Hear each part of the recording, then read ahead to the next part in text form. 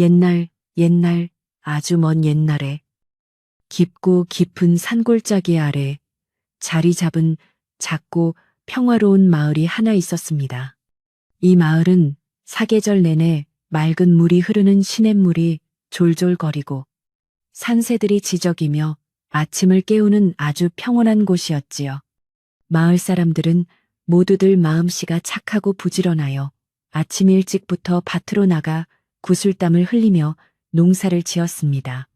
마을의 끝자락에는 커다란 느티나무가 서 있어서 여름이면 시원한 그늘을 내어주고 겨울이면 든든한 울타리가 되어주곤 했습니다.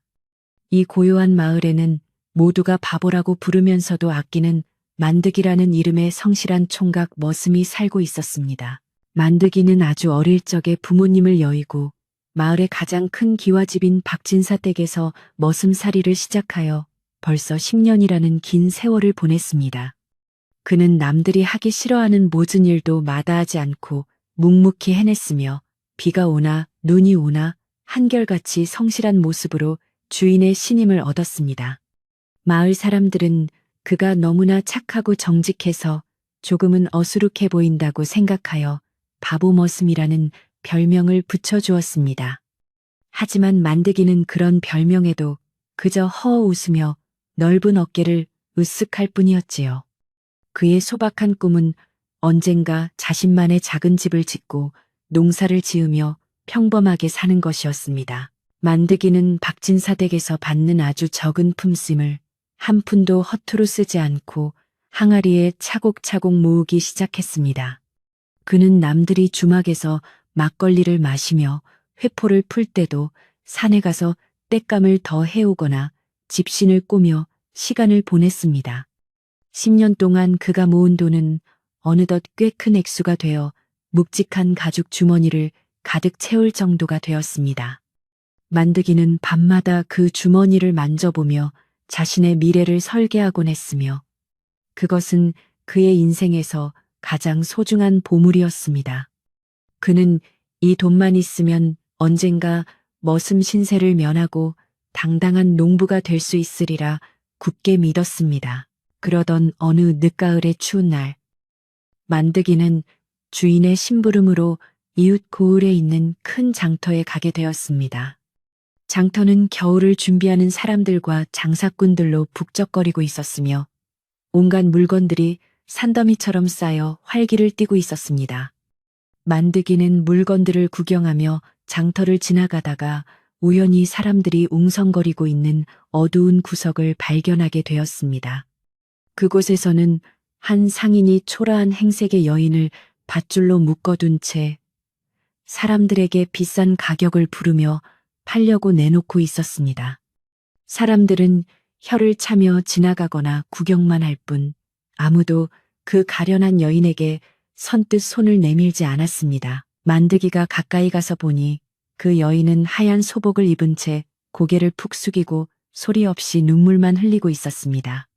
그녀의 맑고 슬픈 눈망울은 만득이의 마음을 단숨에 사로잡았으며 가슴 한구석에서 알 수 없는 통증이 느껴졌습니다.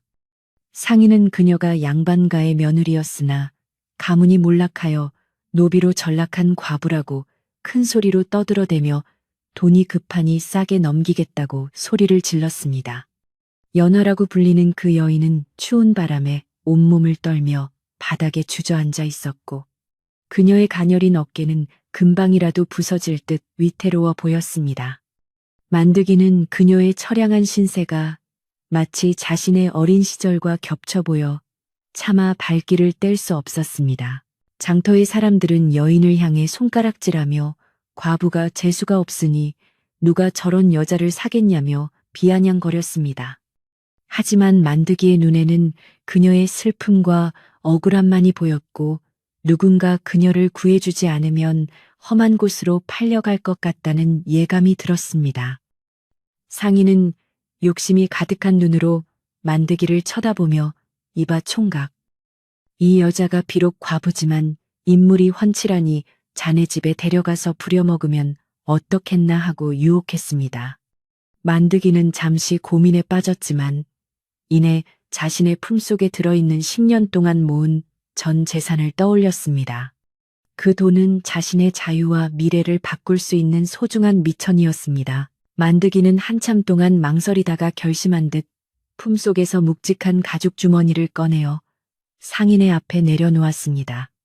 이 돈이 제가 평생 동안 머슴살이를 하며 모은 전 재산입니다. 이 돈을 다 드릴 테니 저 가련한 여인을 제게 주십시오. 라고 만드기는 떨리는 목소리로 말했습니다. 주변에 있던 사람들은 만드기의 말에 깜짝 놀라며 미쳤다고 수군거리기 시작했고 상인조차 예상치 못한 큰 금액에 눈이 휘둥그레졌습니다. 바보 머슴이 전 재산을 털어 과부 노비를 사려 한다는 소문은 순식간에 장터 전체로 퍼져나갔으며 사람들은 그의 어리석음을 비웃었습니다. 하지만 만드기는 아랑곳하지 않고 연화의 밧줄을 풀어주었습니다. 연화는 자신을 구해준 사람이 평범한 머슴이라는 사실에 놀라며 눈을 동그랗게 뜨고 만드기를 올려다보았습니다. 만드기는 그녀의 차가운 손을 잡아주며 이제 걱정하지 마십시오. 제가 당신을 자유롭게 해드리겠습니다. 라고 나직하게 말했습니다. 연화는 감사의 눈물을 흘리며 만드기의 뒤를 따랐고 두 사람은 노을이 지는 장터를 뒤로 한 채 마을을 향해 걷기 시작했습니다.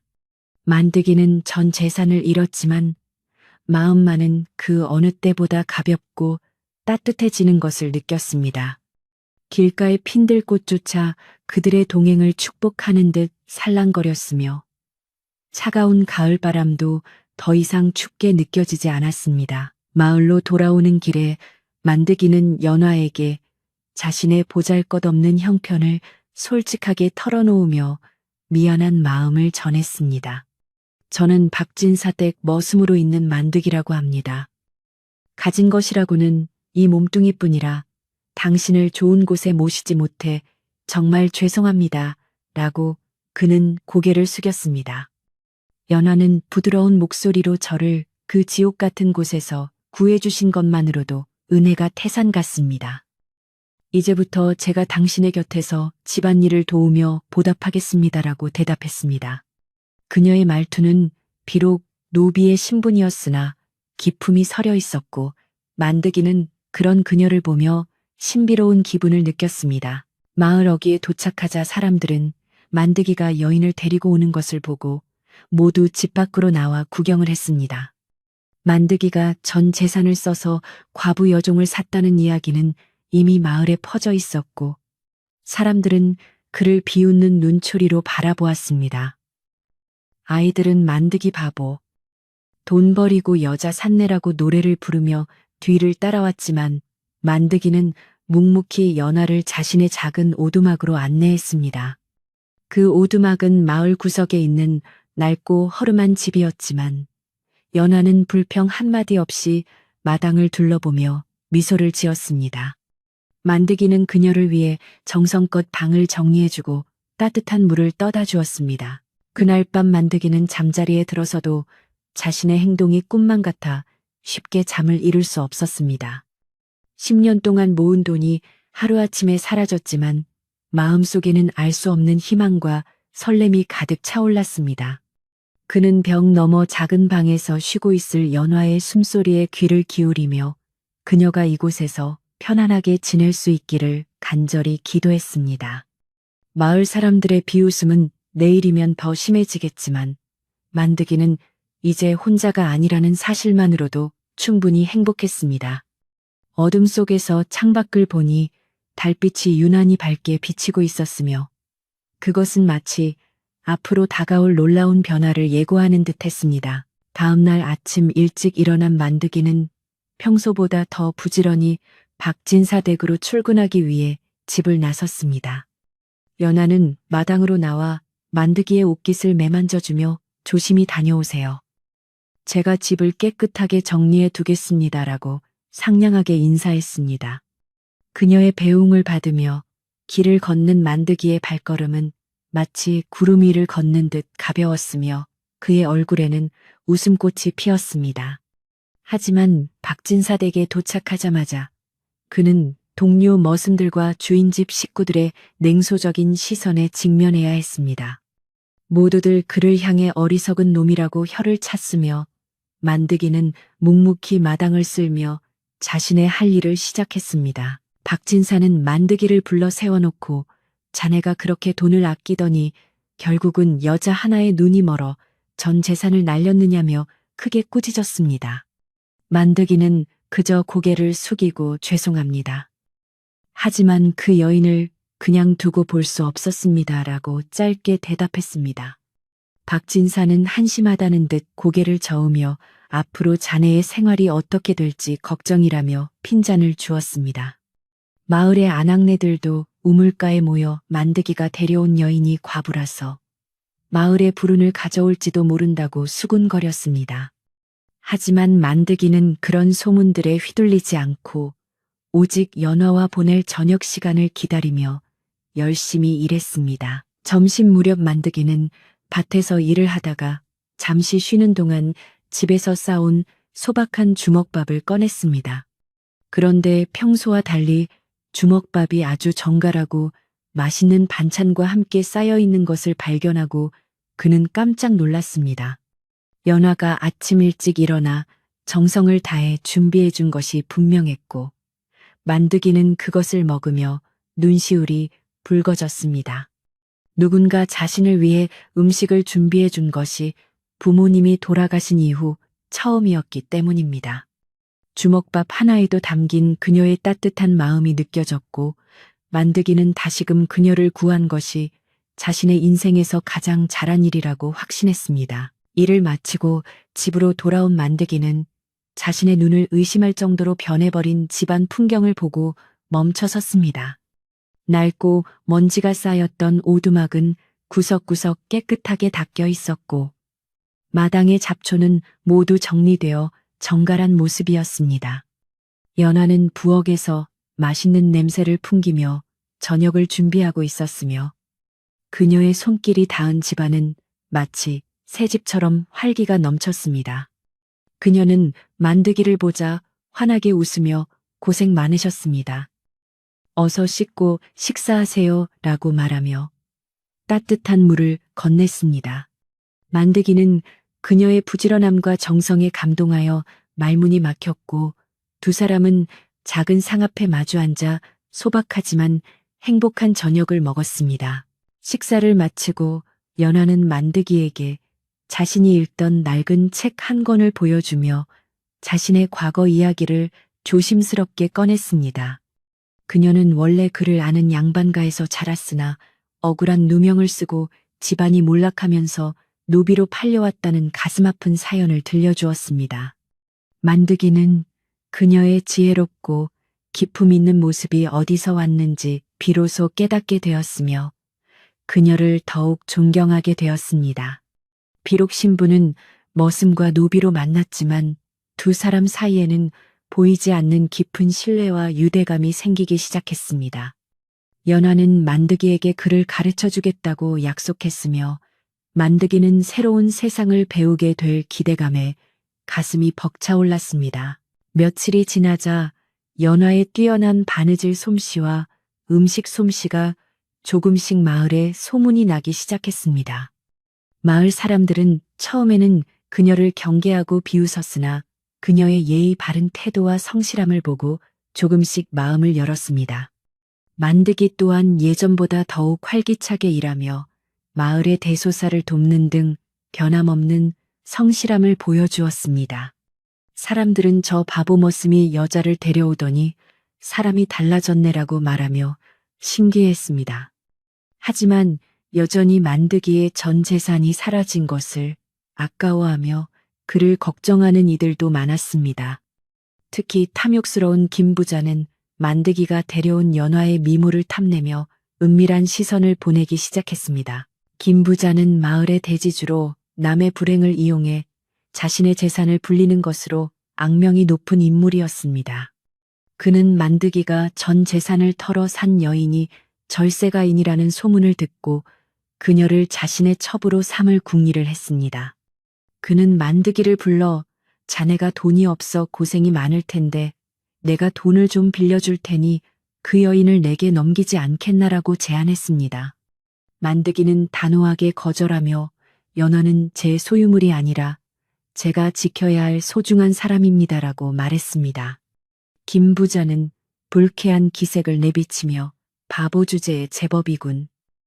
나중에 후회하지 말게라고 경고하며 음험한 미소를 지었습니다. 만드기는 김 부자의 위협에 마음이 무거워졌지만 연화 앞에서는 내색하지 않고 밝은 모습만 보여주려 노력했습니다.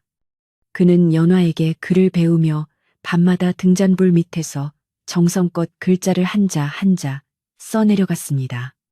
무식했던 머슴의 손에 붓이 쥐어지고 머릿속에 지혜가 쌓여가면서 만드기의 눈빛은 예전보다 훨씬 깊고 날카로워졌습니다. 연화는 그런 만드기를 보며 흐뭇해했고 두 사람의 오두막에서는 밤늦도록 웃음소리가 끊이지 않았습니다. 그들은 비록 물질적으로는 풍족하지 않았으나 서로의 존재만으로도 세상 그 누구보다 부유한 마음을 가지고 있었습니다. 어느덧 겨울이 깊어지자 마을은 하얀 눈으로 덮였고 만드기와 연화의 삶에도 시련의 그림자가 드리우기 시작했습니다. 김 부자는 만드기를 공경에 빠뜨리기 위해 박진사를 부추겨 만드기의 품삯을 깎게 하거나 어려운 일만을 골라시키게 했습니다. 만드기는 몸이 고되고 힘들었지만 연화가 정성껏 지어준 겨울옷 덕분에 추위를 이겨낼 수 있었습니다. 연화 또한 마을 사람들의 바느질감을 맡아하며 조금씩 생활비를 보탰고 두 사람은 서로를 의지하며 혹독한 겨울을 견뎌냈습니다. 하지만 김 부자의 음모는 여기서 멈추지 않았고 만드기의 전 재산이 없다는 약점을 파고들기 위한 더 큰 계획을 세우고 있었습니다. 마을의 주막집 할머니는 만드기를 남몰래 불러 김 부자가 자네의 여인을 빼앗으려고 아주 무서운 음모를 꾸미고 있으니 조심하게라고 귀띔해 주었습니다. 만드기는 할머니의 조언을 듣고 긴장하며 연화에게 당분간 혼자 돌아다니지 말라고 당부했습니다. 연화는 침착하게 알겠습니다. 하지만 정의는 반드시 승리할 것이니 너무 걱정하지 마세요라고 오히려 만드기를 안심시켰습니다. 그녀의 눈에는 흔들림 없는 결연함이 서려 있었고 만드기는 그녀의 지혜를 믿고 자신도 힘을 내어 맞서기로 다짐했습니다. 마을에 부는 차가운 바람은 점점 거세졌지만 두 사람의 사랑과 신뢰는 더욱 단단해져만 갔습니다. 만드기는 매일 아침 산에 올라가 나무를 하며 앞으로 벌어질 일들에 대비해 마음을 수양했습니다. 그는 자신이 전 재산을 써서 연화를 구한 것이 단순히 동정심 때문이 아니라 하늘이 맺어준 인연이라고 믿었습니다. 그는 더 이상 남의 눈치를 보며 비굴하게 사는 머슴이 아니라 소중한 사람을 지키는 당당한 남자가 되기로 결심했습니다. 만드기의 변화된 태도에 마을 사람들도 하나둘씩 놀라움을 금치 못했으며 그를 바보라고 부르던 목소리는 조금씩 잦아들었습니다. 과연 만드기가 김 부자의 탐욕으로부터 연화를 지켜낼 수 있을지 마을 사람들의 관심이 집중되었습니다. 이야기의 서막은 이렇게 만드기의 우직한 결단과 연화와의 소중한 만남으로 시작되었습니다.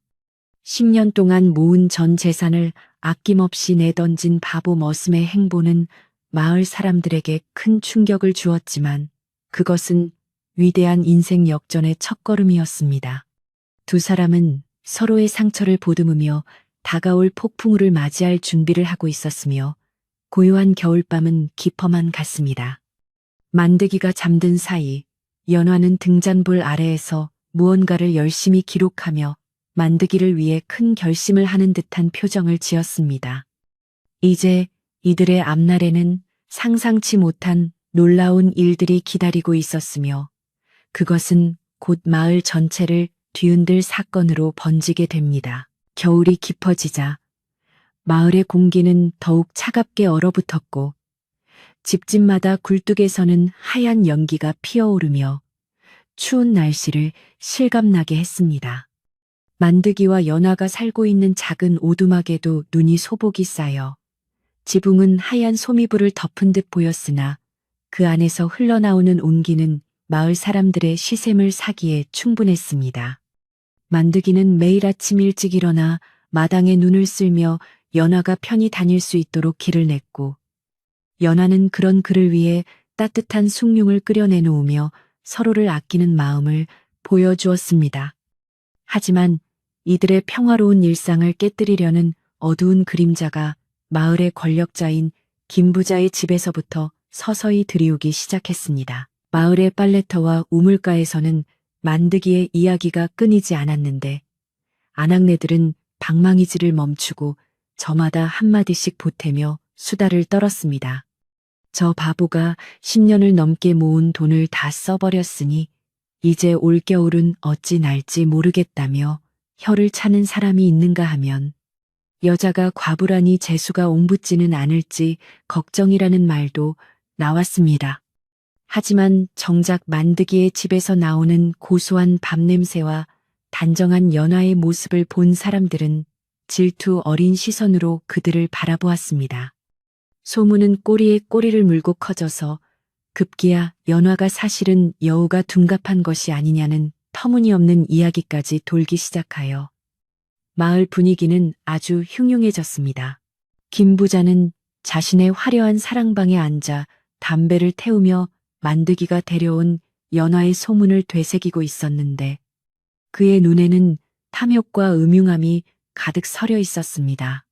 그는 평소에도 마을의 예쁜 여인들을 탐내기로 유명했지만 이번만큼은 만드기라는 힘없는 머슴의 것이라는 사실이 그의 자존심을 건드려 더욱 집착하게 만들었습니다.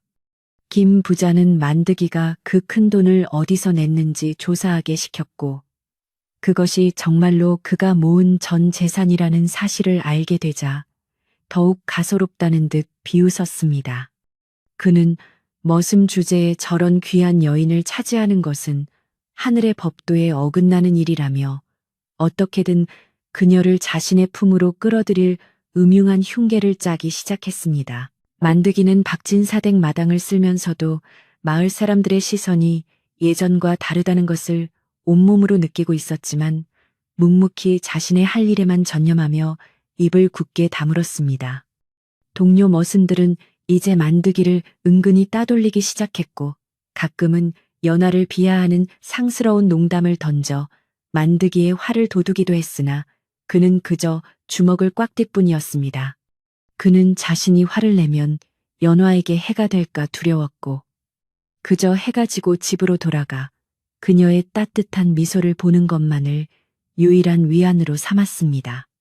그러나 마을 사람들의 비아냥은 날이 갈수록 심해졌고, 만드기는 자신이 지켜온 소박한 세계가 조금씩 균열을 일으키고 있다는 사실을 직감하며 불안해했습니다. 연화는 집안에 머물면서도 마을의 심상치 않은 기운을 눈치채고 있었으며, 자신 때문에 만드기가 곤란을 겪는 것 같아 늘 미안한 마음을 가슴 한구석에 품고 살았습니다.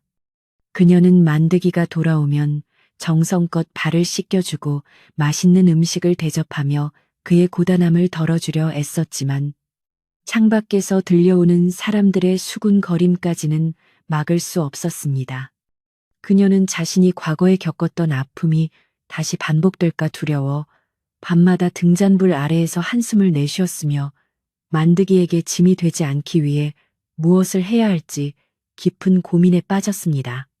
그러던 어느 날 김 부자의 하인이 만드기의 오두막을 찾아와 김 부자가 할 말이 있으니 사랑방으로 오라는 전가를 보냈습니다. 만드기는 불길한 예감을 안고 김 부자의 으리으리한 기와집으로 향했으며, 대문을 들어서자마자 느껴지는 위압감에 어깨가 절로 움츠러들었지만 연화를 생각하며 마음을 다잡았습니다. 사랑방에 앉아있던 김 부자는 가식적인 웃음을 지으며 만드기에게 자네가 그동안 고생이 많았다고 들었네 라며 짐짓 친절한 척 말을 건네기 시작했습니다. 그는 만드기에게 술 한 잔을 권하며, 사실은 자네 아버지가 생전에 나에게 빚을 진 것이 있는데 이자가 붙어 이제는 꽤 큰 금액이 되었다는 황당한 주장을 펼쳤습니다. 만드기는 그런 사실이 없다고 항변하려 했으나 김 부자는 미리 준비해둔 가짜 장부를 내밀며 증거가 여기 있으니 당장 갚으라고 윽박질렀습니다. 김 부자의 터무니없는 요구에 만드기는 눈앞이 캄캄해졌고 평생을 모아 연화를 사는데 다 써버린 지금의 처지에서 그 많은 돈을 갚을 길은 전혀 없었습니다. 김 부자는 만드기에 당혹스러운 표정을 즐기며 만약 돈을 갚지 못하겠다면 자네가 데려온 그 여종이라도 내놓는 것이 도리가 아니겠느냐며 본색을 드러냈습니다. 만드기는 분노로 몸이 떨렸으나 김 부자의 권력 앞에 당장 할 수 있는 일이 없다는 사실에 절망하며 그 자리를 박차고 나왔습니다. 그는 집으로 돌아오는 길에 하얗게 쏟아지는 눈발을 맞으며 자신의 무력함을 탓했고 연화를 지키지 못할지도 모른다는 공포감이 가슴을 옥죄어 오는 것을 느꼈습니다. 집에 돌아온 만드기의 어두운 표정을 본 연화는 무슨 일이 있었는지 묻지 않아도 짐작할 수 있었지만 오히려 침착하게 만드기를 위로하며 따뜻한 차를 건넸습니다. 만드기는 연화에게 김 부자가 가짜 빚을 만들어 당신을 내놓으라고 협박했다는 사실을 털어놓으며 굵은 눈물을 흘렸고 연화는 그의 손을 꼭 잡아주었습니다. 걱정하지 마세요. 하늘이 알고 땅이 아는 진실은 결코 변하지 않는 법이며 제가 당신과 함께 이 난관을 헤쳐나갈 방법을 찾아보겠다고 그녀는 강단 있는 목소리로 말했습니다. 하지만 마을에는 이미 만드기가 김 부자에게 큰 빚을 져서 연화를 넘기기로 했다는 헛소문이 파다하게 퍼져서 사람들의 이목을 집중시켰습니다. 다음 날 마을의 지혜로운 어른으로 통하는 주막집 할머니가 만드기를 남몰래 불러 뒷뜰에서 조용히 이야기를 나누며 김 부자의 수법을 경고해 주었습니다. 할머니는 김 부자가 예전에도 그런 식으로 힘없는 사람들의 땅과 처자식을 빼앗은 적이 많다며 절대로 그 기세에 눌려서는 안 된다고 만드기의 손을 잡아주었습니다. 마을 사람들 모두가 자네를 비웃는 것처럼 보여도 사실은 김 부자의 악행에 치를 떨고 있는 사람들도 많으니 용기를 잃지 말라고 격려해 주셨습니다. 만드기는 할머니의 말씀에 큰 힘을 얻었고 단순히 도망치는 것보다 당당하게 맞서서 연화와 자신의 명예를 지키기로 다시 한번 굳게 다짐하게 되었습니다. 김 부자는 소문을 더 조직적으로 퍼뜨려 만드기를 고립시키기 시작했고 심지어는 마을 청년들을 시켜 밤마다 만드기의 집 근처에서 험악한 소리를 지르게 하며 공포 분위기를 조성했습니다. 연화는 그런 위협 속에서도 흐트러짐 없는 자세로 집안일을 돌보았고 마을 사람들이 가져온 바느질감을 정성껏 수선해주며 묵묵히 자신의 자리를 지켰습니다. 그녀의 정성 어린 손길에 마을 아낙네들도 조금씩 마음을 열기 시작했고 김 부자의 횡포가 너무 심하다는 동정 여론이 조금씩 형성되기 시작했습니다. 그러나 김 부자는 만드기의 주인인 박진사에게 압력을 가해 만드기를 머슴 자리에서 내쫓으라고 강요하며 더욱 압박의 수위를 높여갔습니다. 박진사는 김 부자와의 관계 때문에 난처한 입장에 처했지만 평소 성실했던 만드기를 차마 단번에 내치지는 못하고 그를 불러 조용히 타일러 보려 했습니다. 자네가 그 여자를 포기하고 평범한 머슴으로 돌아온다면 김 부자와의 갈등도 해결될 것이고 내 집에서도 계속 일할 수 있을 것이네 라고 박진사는 회유했습니다. 하지만 만드기는 허리를 팽팽하게 펴고 주인님, 제 전 재산을 다 바친 것은 그 여인의 목숨과 자유를 산 것이지 제 욕심을 채우려 한 것이 아닙니다. 라고 단호하게 말했습니다. 그는 주인님의 은혜는 잊지 않겠으나 불의에 굴복하여 사람을 물건처럼 넘길 수는 없다고 말하며 자신의 확고한 신념을 굽히지 않았습니다. 만드기가 박진사의 제안까지 거절했다는 소식이 전해지자 마을은 큰 술렁임에 빠졌고 사람들은 바보 머슴이 드디어 미쳤다며 수군거렸습니다. 김 부자는 자신의 계획이 뜻대로 되지 않자 머리끝까지 화가 치밀어 올랐고 이번에는 관가에 고발하여 만드기를 옥에 가두겠다는 협박장까지 보내왔습니다. 연화는 이 소식을 듣고 잠시 창백해졌으나 이내 마음을 가다듬고 만드기에게 자신이 간직해온 작은 비단 주머니 하나를 보여주며 이것이 우리를 구할 마지막 열쇠가 될지도 모른다고 속삭였습니다. 그녀의 눈에는 형언할 수 없는 결연함과 지혜가 빛나고 있었고, 만드기는 그녀가 무엇을 준비하고 있는지 알 수 없었지만 그녀를 전적으로 믿기로 했습니다. 마을의 분위기는 폭풍 전야처럼 고요하면서도 팽팽한 긴장감이 감돌았고, 사람들은 과연 만드기가 김부자의 위협에서 살아남을 수 있을지 숨죽여 지켜보았습니다. 어떤 이들은 만드기가 도망갈 것이라고 추측했고, 어떤 이들은 연화가 김부자의 첩으로 들어갈 것이라고 수군거렸지만 두 사람은 여전히 오두막에서 등불을 밝히고 있었습니다. 연화는 밤새 무언가를 정성스럽게 적어 내려갔고, 만드기는 그녀의 곁에서 묵묵히 먹을 갈며 그녀의 작업을 도왔습니다.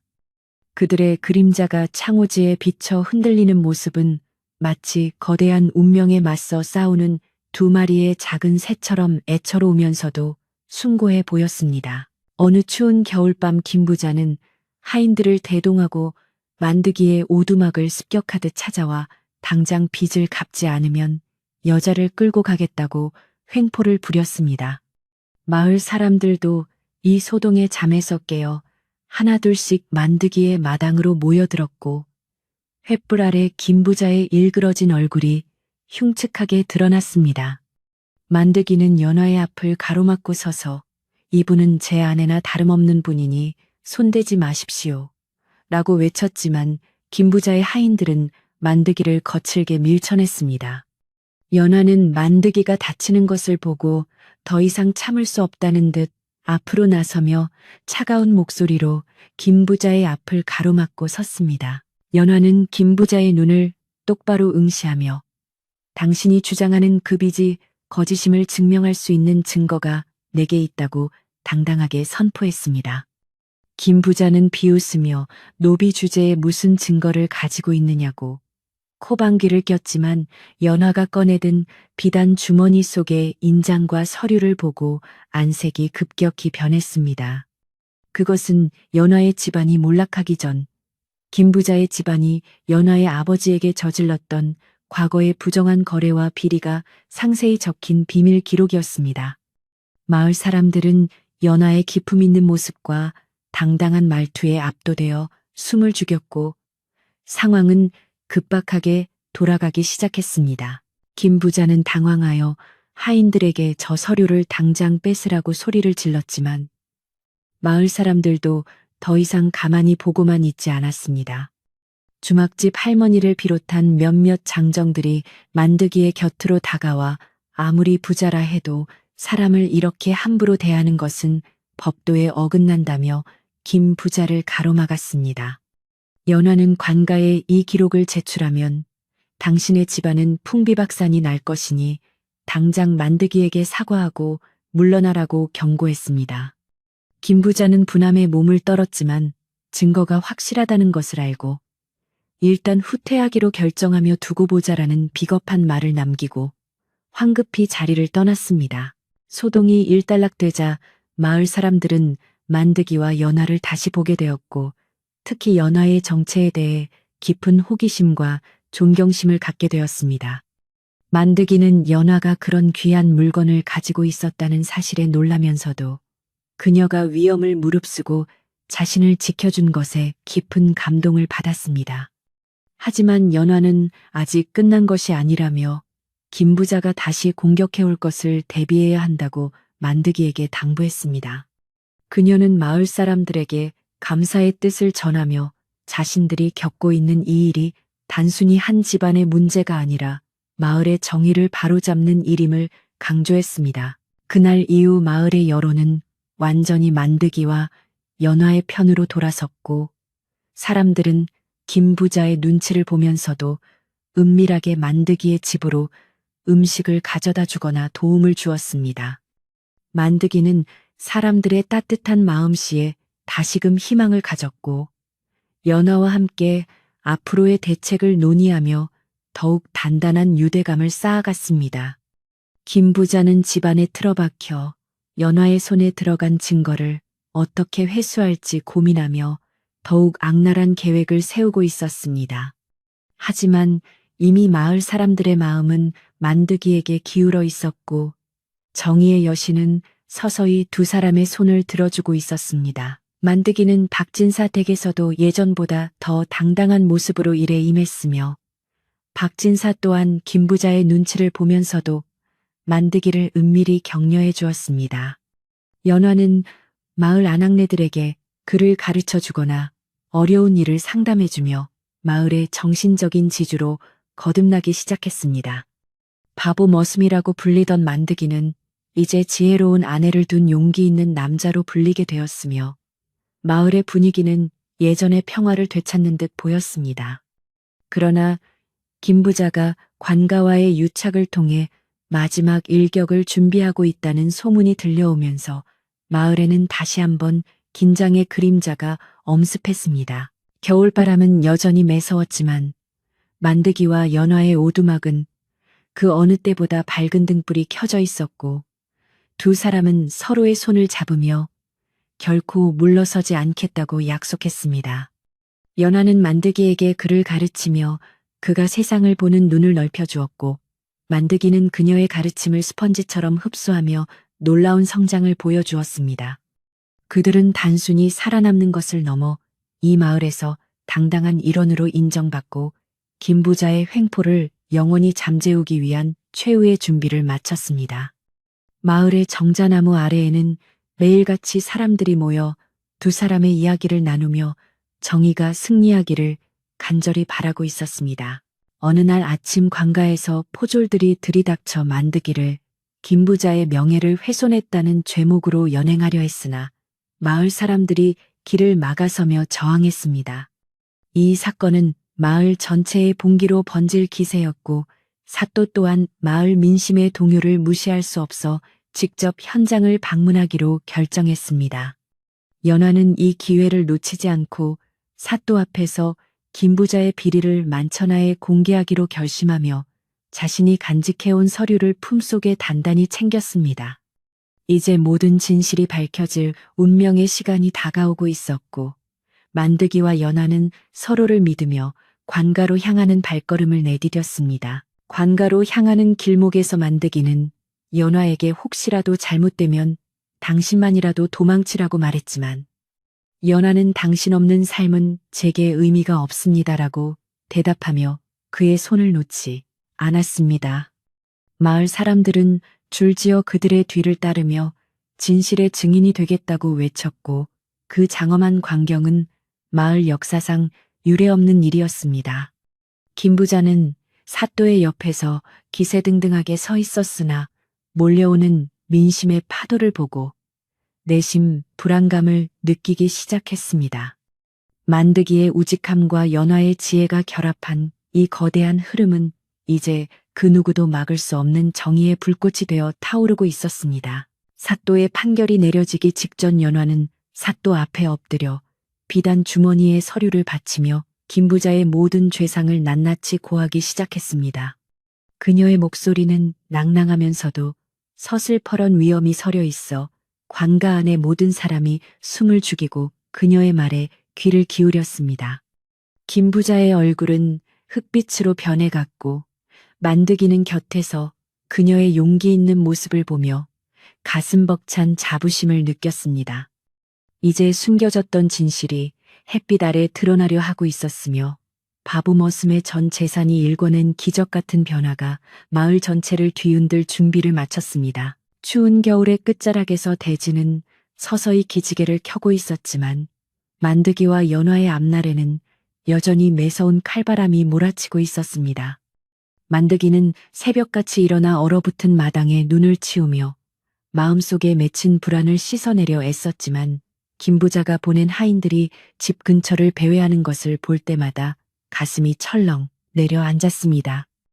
연화는 그런 만드기의 마음을 헤아린 듯 정성스럽게 끓인 된장찌개 냄새로 아침을 깨웠고 두 사람은 말없이 서로의 눈을 보며 결연한 의지를 다졌습니다.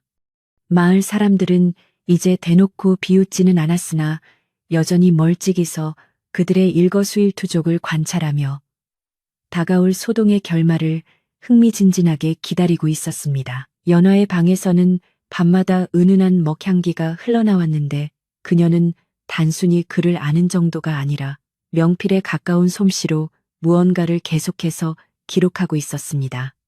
만드기는 그녀가 적는 글자의 의미를 다 알 수는 없었지만 그녀의 손끝에서 탄생하는 문장들이 자신들을 지켜줄 강력한 방패가 될 것임을 직감하고 있었습니다. 연화는 만드기에게 글자를 가르칠 때도 단순히 읽고 쓰는 법만이 아니라 그 안에 담긴 선비의 기계와 도리를 강조하며 그를 정신적으로 성장시켰습니다. 바보라고 불리던 만드기의 눈빛은 점차 총명해졌고 이제는 마을 사람들의 시비에도 흔들리지 않는 든든한 나무처럼 깊은 뿌리를 내리기 시작했습니다. 어느 날 우물가에서 물을 쐰던 아낙네들은 연화가 빨아 널어놓은 만드기의 옷을 보고 깜짝 놀라며 저렇게 정갈한 바느질은 본 적이 없다며 감탄을 금치 못했습니다. 연화는 비록 낡은 천을 덧대었을지언정 한치의 오차도 없는 꼼꼼한 솜씨로 옷을 수선해 놓았는데 그것은 평범한 노비의 손길이라고는 도저히 믿기지 않는 고귀함이 서려 있었습니다. 마을의 소문은 이제 그녀가 사실은 높은 지체인 양반가에 숨겨진 여식일 것이라는 쪽으로 기울기 시작했고 사람들은 만드기를 향해 자네 정말 복을 샀구만이라며 부러움 섞인 말을 건네기도 했습니다. 하지만 이런 칭송이 높아질수록 김부자의 시기심과 탐욕은 더욱 불타올라 걷잡을 수 없는 지경에 이르렀습니다. 김 부자는 자신의 곡간에 가득 찬 곡식보다 만드기가 차지한 연화의 지혜와 미색이 더 탐이 나서 밤잠을 설치며 그녀를 빼앗을 마지막 수단을 강구했습니다. 그는 마을의 평판이 나쁜 건달들을 불러 모아 만드기의 집 주위를 돌며 험악한 분위기를 조성하게 했고 만드기가 빌리지도 않은 돈을 갚으라는 소리를 지르게 했습니다. 연화는 창밖에서 들리는 상스러운 욕설에도 눈 하나 깜짝하지 않고 묵묵히 독서에 집중하며 만드기에게 마음의 평정을 유지하라고 당부했습니다. 만드기는 솟구치는 분노를 억누르며 마당에 서서 그들을 쏘아보았는데 예전의 어수룩한 모습은 온데간데 없고 호랑이 같은 기계가 느껴져 건달들도 섣불리 다가오지 못했습니다. 그러던 중 고을을 떠들썩하게 만드는 소문이 하나 들려왔는데 한양에서 내려온 귀한 선비가 잃어버린 가문의 보물을 찾고 있다는 이야기가 만드기의 귀에도 들어왔습니다. 연화는 그 소식을 듣고 잠시 손을 멈추더니 먼 산을 바라보며 깊은 생각에 잠겼고 만드기는 그녀의 슬픈 표정에서 과거의 아픈 상처가 다시 살아나고 있음을 느꼈습니다. 그녀는 만드기에게 사실 자신이 가지고 있는 서류에는 김부자의 집안이 자신들의 가문을 몰락시키기 위해 꾸몄던 온갖 부정한 증거들이 담겨 있다고 고백했습니다. 이제 때가 되었다고 느낀 연화는 그 증거들을 정리하며 마을의 정의를 바로잡고 자신들의 명예를 되찾을 최후의 승부수를 준비하기 시작했습니다. 김 부자는 연화가 가지고 있는 서류의 정체를 정확히는 몰랐으나 그것이 자신의 가문에 치명적인 위협이 될 수 있다는 사실을 본능적으로 직감하고 초조해했습니다. 그는 관가의 이방을 매수하여 만드기가 금지된 서적을 보관하고 있다는 누명을 씌워 강제로 가택수색을 감행하려 계획을 세웠고 이를 실행에 옮길 날짜를 조율했습니다. 마을의 주막집 할머니는 이 소식을 전해 듣고 밤중에 몰래 만드기를 찾아와 당장 도망가라고 권유했지만 만드기는 도망친다면 평생을 머슴처럼 숨어 살아야 한다며 거절했습니다. 그는 연화와 함께 정면으로 맞서기로 했으며 마을 사람들에게도 자신들의 진심을 호소하여 지지를 얻기로 마음을 먹었습니다. 연화는 만드기에게 만약 관가에서 사람들이 들이닥치면 당황하지 말고 자신이 시키는 대로만 하라고 신신당부하며 비밀스러운 상자 하나를 마룻바닥 아래 깊숙이 숨겼습니다. 그녀는 만드기에게 당신이 저를 구해주었을 때 당신은 이미 제게 목숨보다 소중한 분이 되었습니다. 라고 말하며 그의 손을 잡았고 만드기는 그녀를 위해 목숨이라도 바치겠다고 맹세했습니다. 마을에는 곧 큰 폭풍이 몰아칠 것 같은 긴장감이 감돌았고 사람들은 하나둘씩 만드기의 집으로 모여들어 진실이 무엇인지 확인하고 싶어 했습니다. 김 부자는 기세등등하게 포졸들을 대동하고 마을 어귀에 나타났으며 그의 얼굴에는 승리를 확신하는 음흉한 미소가 번져 있었습니다. 포졸들이 만드기의 집 대문을 거칠게 발로 차며 들어왔을 때 만드기는 평소와 다름없이 정갈한 옷차림으로 마당 한가운데에 버티고 서서 그들을 맞이했습니다. 김 부자는 이놈 만드가 감히 양반의 가문을 모독하고 부정한 물건을 숨겼으니 오늘이야말로 내 놈의 죄상을 낱낱이 밝혀주겠다며 소리를 높였습니다. 연하는 방 안에서 천천히 걸어 나와 포졸들 앞에서도 당당한 태도로 관가의 법도가 이리도 무례하냐며 꾸짖었고 그 위엄에 포졸들조차 주춤하며 기세를 잃었습니다. 마을 사람들은 담 너머로 이 광경을 지켜보며 과연 누가 거짓을 말하고 있는지 숨죽여 관찰했고 분위기는 일촉즉발의 상황으로 치달았습니다. 김 부자의 지시를 받은 이방이 집안 곳곳을 뒤졌으나 연화가 미리 준비해둔 덕분에 그들이 찾으려 했던 금서나 부정한 물건은 어디에서도 발견되지 않았습니다. 당황한 김 부자는 직접 방 안으로 뛰어들어 벽을 두드리고 장판을 들춰보았지만 그가 발견한 것은 오직 만드기가 연화에게 배운 정갈한 글씨 연습장뿐이었습니다.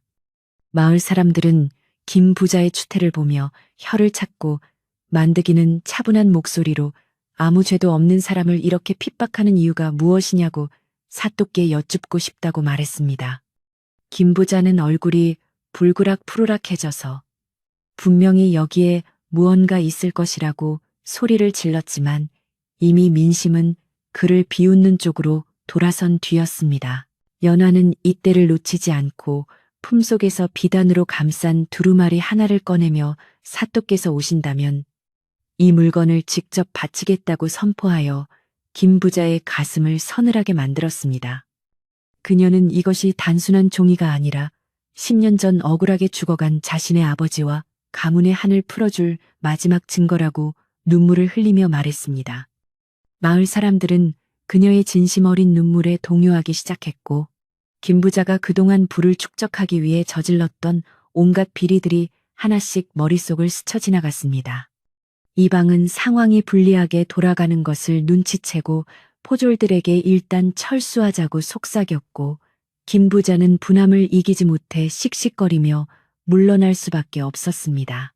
소동이 가라앉은 뒤 만드기는 연화의 어깨를 감싸주며 정말 고생 많으셨다고 다독였고 연화는 이제 시작일 뿐이니 마음을 더욱 굳게 먹어야 한다고 조언했습니다. 그녀는 자신이 숨겨둔 상자 속에는 김 부자의 아버지가 당시 관료들과 결탁하여 세금을 횡령했던 장부가 들어있음을 만드기에게만 은밀히 알려주었습니다.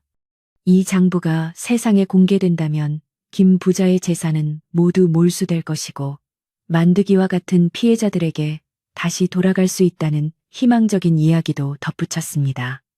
만드기는 자신이 10년 동안 고생하며 모은 전 재산이 이렇게 거대한 정의를 실현하는 불씨가 될 줄은 꿈에도 몰랐다며 감격해했습니다. 다음 날 마을에는 사또가 직접 민정을 살피기 위해 순행을 나온다는 소식이 전해졌고 연화는 이것이 하늘이 주신 기회라고 생각하며 만드기와 함께 관가로 향할 준비를 마쳤습니다. 그녀는 마을 아낙네들을 찾아가 그동안 김 부자에게 억울하게 땅을 뺏기거나 빚독촉을 당했던 사례들을 수집하며 마을 전체의 목소리를 하나로 모으는 지혜를 발휘했습니다. 만드기는 마을 청년들을 찾아다니며 우리가 함께 목소리를 내야만 이 불의를 끝낼 수 있다고 설득했고 평소 그의 성실함을 믿었던 청년들도 하나둘씩 동참하기로 약속했습니다. 이제 만드기는 단순한 머슴이 아니라 마을의 불공정을 바로잡으려는 정의로운 지도자의 모습으로 변모해 있었습니다. 김 부자는 자신의 파멸이 다가오고 있음을 느끼고 마지막 발악으로 만드기를 납치하여 증거물을 뺏으려 했으나 만드기는 이미 마을 사람들의 보호 아래 안전하게 머물고 있었습니다. 주막집 할머니는 자신의 가게 뒤편 비밀 공간에 두 사람을 숨겨주었고 김 부자의 하인들이 들이닥칠 때마다 기막힌 입담으로 그들을 따돌리며 만드기를 지켜주었습니다. 마을 전체가 김 부자의 횡포에 맞서 하나로 뭉치기 시작한 광경은 실로 장관이었으며 이는 만드기가 보여준 진실한 마음이 사람들의 가슴을 울렸기 때문입니다. 연화는 사람들의 응원에 힘입어 사또에게 올릴 상소문을 밤새도록 정성껏 작성하며 마지막 결전을 준비했습니다. 사또가 마을에 도착하던 날 길가에는 수많은 백성이 모여 억울함을 호소할 준비를 하고 있었고 그 중심에는 만드기와 연화가 꼿꼿이 서 있었습니다. 김 부자는 사또의 옆에서 알랑방귀를 끼며 만드기를 모함하려 했지만 사또는 이미 마을 곳곳에서 들려오는 원성의 귀를 기울이고 있었습니다. 사또는 만드기를 불러 세우고 내가 이 마을에서 가장 어리석은 자라 불리면서도 가장 귀한 여인을 얻었다는 그 머슴이냐며 호기심 어린 눈빛으로 물었습니다. 만드기는 정중하게 절을 올리고 저는 어리석어 사람의 목숨을 돈으로 환산할 줄 모르나 진실을 지키는 법은 알고 있습니다. 라고 대답하여 사또의 감탄을 자아냈습니다. 연화는 사또 앞에 나아가 비단 두루마리를 받치며 떨리는 목소리로 자신의 신분과 김부자 가문의 만행을 하나하나 고발하기 시작했습니다. 그녀의 이야기는 너무나 논리적이고 명확하여 김부자가 끼어들 틈이 없었으며 제시된 증거물들은 완벽하게 김부자의 죄상을 입증하고 있었습니다. 사또는 장부를 넘겨보며 안색이 어두워졌고 곁에 서 있던 김부자는 다리가 후들거려 제대로 서 있지도 못한 채 식은땀을 흘리기 시작했습니다. 마을 사람들은 숨을 죽이고 사또의 입술이 떨어지기만을 기다렸고 만드기는 연화의 곁에서 그녀의 용기를 북돋아주며 정의로운 심판의 순간을 맞이했습니다. 사또는 이방을 시켜 장부의 진위 여부를 즉시 확인하게 했고 김 부자의 창고를 봉인하여 그 안에 재산이 정당하게 모인 것인지 조사하라고 명령했습니다. 김 부자는 무릎을 꿇고 살려달라고 빌었으나 사또는 백성의 고열을 빨아 자신의 배를 채운 자는 용서할 수 없다며 엄히 꾸짖었습니다.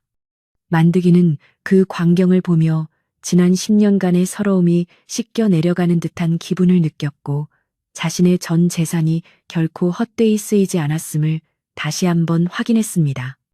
연화는 눈물을 닦으며 아버지의 명예가 이제야 회복될 수 있음에 감사기도를 올렸고 마을 사람들은 약속이라도 한 듯 만드기의 이름을 연호하며 환호했습니다. 사또는 조사가 끝날 때까지 만드기와 연화를 관가에서 보호하기로 결정했고 김 부자는 현장에서 포박되어 끌려가 마을 사람들의 야유를 한몸에 받았습니다.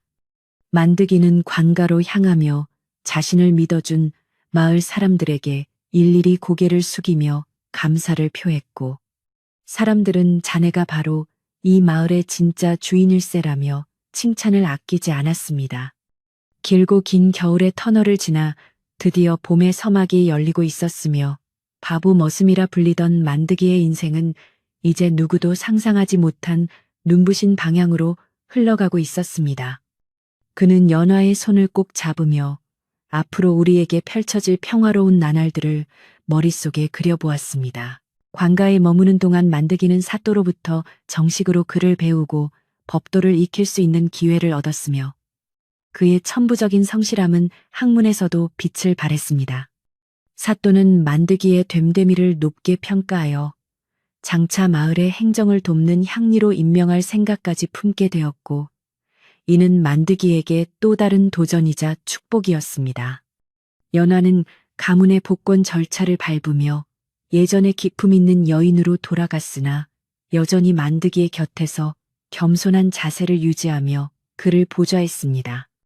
두 사람의 사랑은 시련 속에서 더욱 단단해졌고 이제 마을에서 그들을 무시하거나 비웃는 사람은 단 한 명도 찾아볼 수 없게 되었습니다. 김 부자의 집안에서 몰수된 재산 중 상당 부분은 억울하게 피해를 입었던 마을 사람들에게 되돌려졌고 만드기는 그 배분 과정에서 누구보다 공정하게 일 처리하여 신망을 얻었습니다.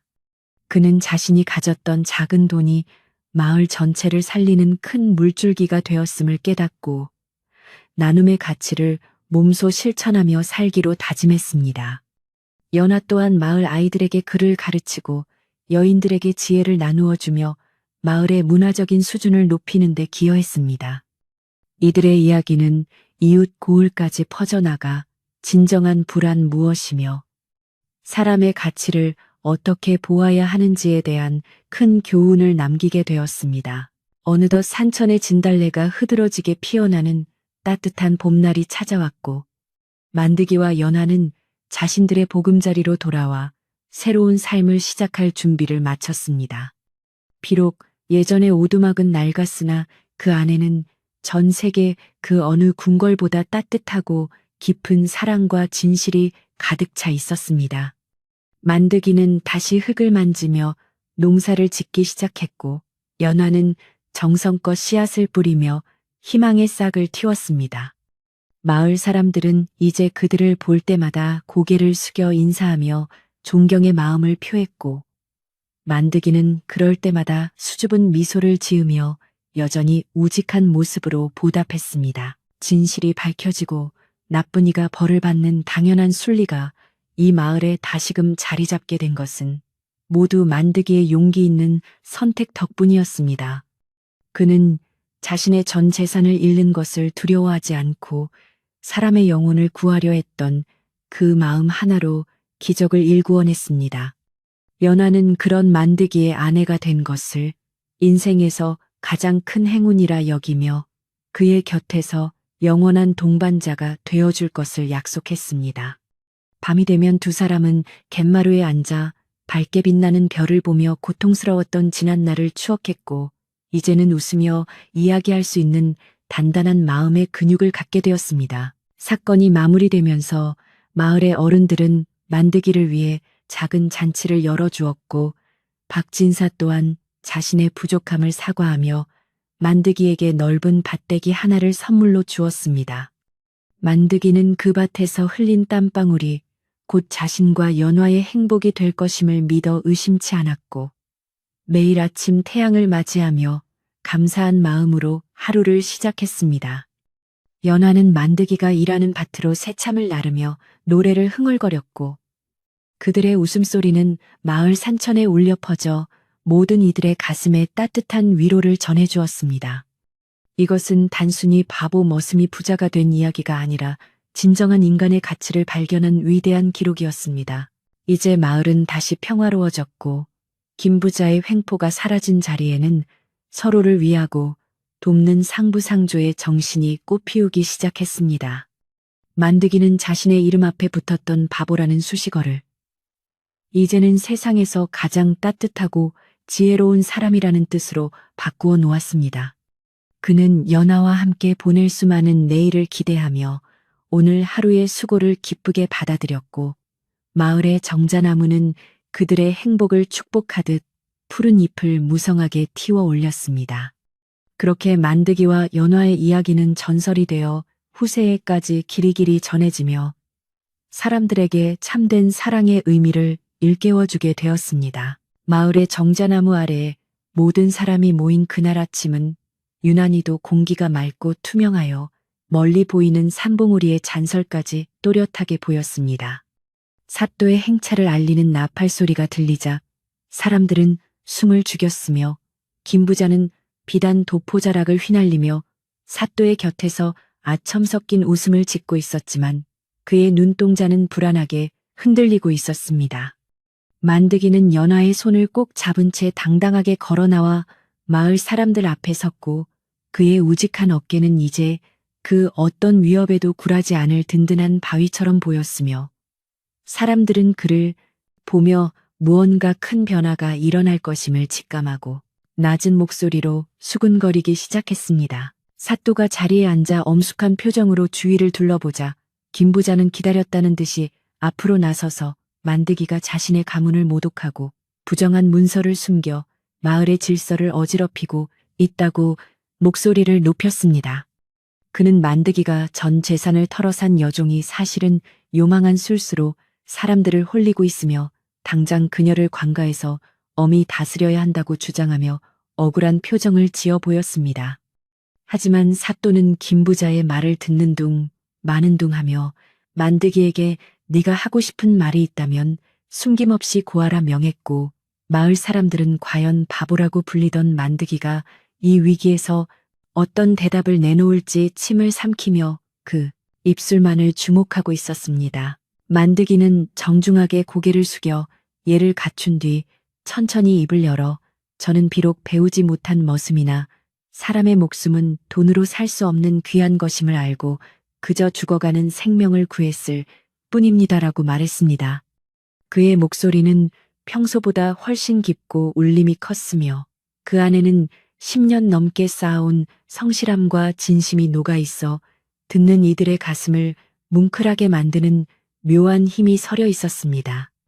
그는 김부자가 주장하는 빚은 애당초 존재하지 않았으며 오히려 김부자가 자신과 연하를 겁박하여 부당한 이득을 취하려 했다고 조목조목 반박하며 연하가 준비한 서류를 사또 앞에 공손히 내밀어 모두를 놀라게 했습니다. 연하는 한 걸음 앞으로 나아가 소복을 단정히 여미며 사또께 절을 올린 뒤 자신이 왜 노비로 팔려오게 되었는지와 김부자 가문이 과거에 저지른 죄상을 낱낱이 밝히기 시작했습니다. 그녀의 말투는 마치 한 폭의 그림처럼 정갈하고 논리적이었으며 그녀가 읊조리는 문장 하나하나에는 억울하게 몰락한 양반가의 절개와 지혜가 담겨 있어 좌중을 압도하는 무게감이 있었습니다. 그녀는 김부자의 아버지가 당시 관료들과 결탁하여 마을 사람들의 땅을 빼앗고 장부를 조작하여 세금을 가로챘던 구체적인 날짜와 금액을 제시하며 김부자가 감추고 싶어 했던 어두운 진실을 햇빛 아래로 끄집어냈습니다. 김부자는 연화의 폭로가 이어질수록 안색이 흑빛으로 변해갔으며 처음에는 비웃던 태도에서 점차 몸을 부들부들 떨며 어쩔 줄 몰라 하는 비참한 모습으로 변해갔습니다.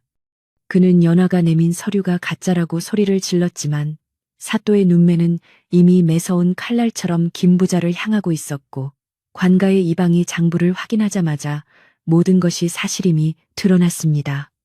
장부에는 김부자가 그동안 마을 사람들을 어떻게 수탈했는지에 대한 상세한 기록이 남겨져 있었으며 이는 더 이상 부정할 수 없는 명백한 증거가 되어 김부자의 목을 죄어오는 올가미처럼 작용하여 그의 기세를 완전히 꺾어 놓았습니다. 마을 사람들은 연화의 말을 들으며 그동안 자신들이 김부자에게 당했던 수많은 억울한 일들이 떠올라 여기저기서 울분 섞인 탄식과 고함이 터져 나오기 시작했습니다. 어떤 이는 논밭을 뺏겼던 일을 이야기했고 어떤 이는 억울한 빚 독촉에 가슴을 쳤던 사연을 토해내며 마을 광장은 순식간에 진실을 요구하는 백성들의 뜨거운 함성으로 가득 찼습니다. 주막집 할머니도 앞으로 나서서 김부자의 만행을 증언하며 저 착한 만드기가 아니었다면 우리 마을은 영원히 어둠 속에서 고통받았을 것이라고 사또께 호소하며 만드기와 연화를 감싸 안는 따뜻한 연대의 모습을 보여주었습니다. 사또는 마침내 책상을 탁 치며 정숙을 명한 뒤 김부자를 향해 내 이놈 백성의 고열을 빨아 사리사욕을 채운 죄가 하늘에 닿았으니 어찌 용서를 바라겠느냐며 추상 같은 호령을 내렸습니다. 김부자는 그 자리에 주저앉아 살려달라고 애걸복걸했으나 사또는 즉시 김부자의 가산을 정몰하고 그를 변방으로 유배 보낼 것을 명령하여 마을의 정의를 바로 세웠습니다. 또한 만드기와 연화에게는 가문의 명예를 회복시켜 줌은 물론 그동안의 고초에 대한 보상으로 김부자가 부당하게 가로챘던 비옥한 땅 일부를 하사하여 그들의 우직한 진심이 헛되지 않았음을 만천하에 공포했습니다. 김부자가 포졸들에게 포박되어 끌려가는 뒷모습을 보며 마을 사람들은 박수와 환호를 보냈으며 그동안 마을을 짓눌렀던 무거운 공기가 한순간에 거치는 듯한 해방감을 맛보았습니다. 만드기는 연화의 어깨를 감싸 안으며 고개를 숙여 눈물을 흘렸고 연화는 그런 만드기의 손을 꼭 잡으며 이제는 정말 괜찮다고 다정한 목소리로 그를 위로해 주었습니다.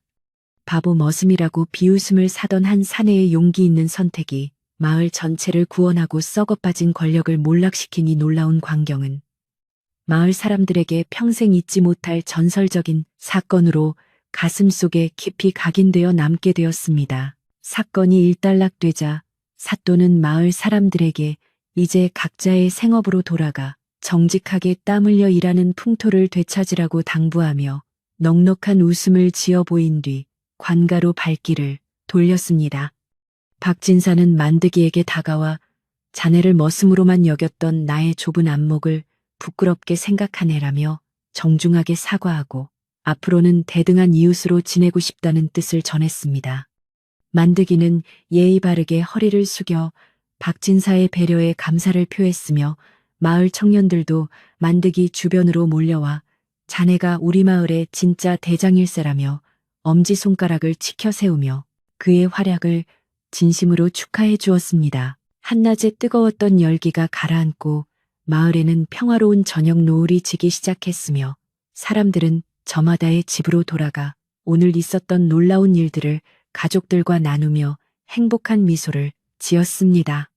만드기와 연화도 자신들의 작은 오두막으로 향했는데 그들의 발걸음은 그 어느 때보다 가볍고 경쾌하여 마치 봄바람을 타고 날아가는 나비처럼 보였습니다. 길가의 핀들풀들도 그들의 승리를 축하하듯 살랑거렸으며 시냇물 소리는 평소보다 더욱 맑게 울려 퍼져 두 사람의 새로운 출발을 축복하는 듯 했습니다. 이제 그들에게는 두려움이나 걱정 대신 서로에 대한 깊은 신뢰와 사랑만이 가득한 밝은 미래가 기다리고 있었습니다. 집에 도착한 만드기는 제일 먼저 연화를 방 안으로 정중히 모신 뒤 자신이 전 재산을 털어 그녀를 산 것이 인생에서 가장 잘한 일이었다고 다시 한번 진심을 담아 고백했습니다. 연화는 당신의 그 따뜻한 마음이 저를 살렸고 이제는 제가 당신을 위해 온 마음을 다해 보필하겠다고 대답하며 만드기의 손등에 따뜻한 눈물을 떨구었습니다. 그들은 화려한 비단 옷이나 금은 보화는 없었지만 서로를 아끼는 마음만큼은 세상 그 누구보다 부유했으며 작은 방 안에는 은은한 등잔불 아래 두 사람의 행복한 그림자가 하나가 되어 아름답게 어른거리고 있었습니다. 마을의 긴장감은 사라지고 오직 평온함만이 가득한 밤이 찾아오고 있었습니다. 다음 날 아침 만드기는 일찍 일어나 사또가 하사한 땅으로 나가 흙을 고르며 새로운 농사를 준비하기 시작했는데 그의 손길은 그 어느 때보다 정성스럽고 활기차게 움직였습니다. 마을 사람들도 하나둘씩 만드기의 밭으로 찾아와 농기구를 빌려주거나 일손을 거들며 마을의 화합을 다졌고 이제 만드기는 더 이상 외톨이가 아닌 마을의 중심 인물로 자리매김했습니다. 연화는 밭둑에 앉아 마을 아이들에게 글을 가르치며 지혜를 나누어 주었고 그녀의 낭낭한 목소리는 만드기의 땀방울과 어우러져 마을 전체를 풍요롭게 만드는 희망의 노래가 되어 널리 널리 울려 퍼지며 사람들의 마음을 따뜻하게 적셔주었습니다. 며칠 후 마을 사람들은 만드기와 연화의 정식 혼례를 치러주기로 뜻을 모았고 각자 집에서 정성껏 준비한 음식과 술을 가져와 마을 잔치를 열어주기로 결정했습니다. 아낙네들은 연화의 혼례복을 짓기 위해 밤잠을 설쳐가며 바느질을 했고 장정들은 마을 광장에 차이를 치고 잔치상을 차리며 자신들의 일처럼 기뻐하며 분주하게 움직였습니다. 이 잔치는 단순히 두 사람의 결합을 축하하는 자리를 넘어 마을이 어둠을 걷어내고 진정한 평화와 정의를 찾았음을 선포하는 축제와 같았으며 모든 사람의 얼굴에는 그늘 하나 없는 환한 웃음꽃이 만개하여 마을 전체가 들썩거렸습니다. 혼례날 만드기는 깨끗하게 빤 도포를 차려입고 늠름한 모습으로 섰으며 연화는 연지곤지를 찍고 새색시의 수줍은 모습으로 나타나 마을 사람들의 찬사를 한 몸에 받았습니다. 주막집 할머니는 두 사람의 손을 꼭 잡고 하늘이 맺어준 인연이니 부디 백년해로 하며 행복하게 살라고 덕담을 건넸으며 사람들은 풍악을 울리며 덩실덩실 춤을 추었습니다. 만드기는 자신을 바보라고 부르던 사람들의 박수를 받으며 인생의 참된 의미는 돈의 액수가 아니라 사람을 대하는 진심에 있다는 것을 다시금 깨달았고 그의 눈가에는 기쁨의 이슬이 맺혀 영롱하게 빛나며 보는 이들의 마음을 훈훈하게 했습니다. 잔치가 무르익자 사람들은 만드기에게 노래 한 자락을 청했고 그는 쑥스러워하면서도 우직한 목소리로 마을의 평안과 안녕을 기원하는 노래를 불러 모두의 흥을 돋우었습니다. 연화는 곁에서 미소를 지으며 그를 바라보았고 두 사람의 시선이 마주칠 때마다 말로 다할 수 없는 깊은 애정이 오가며 주변을 따스하게 물들였습니다. 음식은 풍족했고 술잔은 계속해서 채워졌으며 마을에는 오랜만에 근심 없는 웃음소리가 끊이지 않아 지나가던 나그네조차 발길을 멈추고 그 즐거운 풍경을 구경하며 복을 빌어주었습니다. 그렇게 마을은 시련을 이겨내고 더욱 단단한 공동체로 거듭나며 희망찬 내일을 향해 나아가고 있었습니다. 잔치가 끝나고 해가 뉘엿뉘엿 저물어갈 즈음 마을 사람들은 하나둘씩 집으로 돌아갔으며 만드기와 연화는 마당을 정리하며 고요한 저녁 시간을 맞이했습니다. 만드기는 오늘 받은 축복이 모두 연화 덕분이라며 공을 돌렸고 연화는 당신의 용기가 없었다면 오늘의 저는 없었을 것이라고 화답하며 서로를 존중하는 마음을 잃지 않았습니다. 마을에는 달빛이 은은하게 내려앉아 모든 것을 포근하게 감싸 안았으며 두 사람의 오두막은 이제 더 이상 허름해 보이지 않고 세상에서 가장 안락한 안식처처럼 빛나고 있었습니다. 그들은 팻마루에 걸터 앉아 밤하늘의 별을 세며 앞으로 꾸려나갈 소박하지만 단단한 삶을 약속했습니다. 다음 날부터 만드기는 하사받은 땅에 씨앗을 뿌리고 물을 주며 정성을 다해 농사를 지었으며 그의 밭은 마을에서 가장 기름지고 풍성한 결실을 예고하는 풍요로운 터전으로 변해갔습니다. 연화는 집안을 단정하게 돌보며 틈틈이 마을 사람들에게 지혜를 나누어 주었고 마을의 크고 작은 갈등을 중재하며 현명한 안주인의 면모를 보여주었습니다.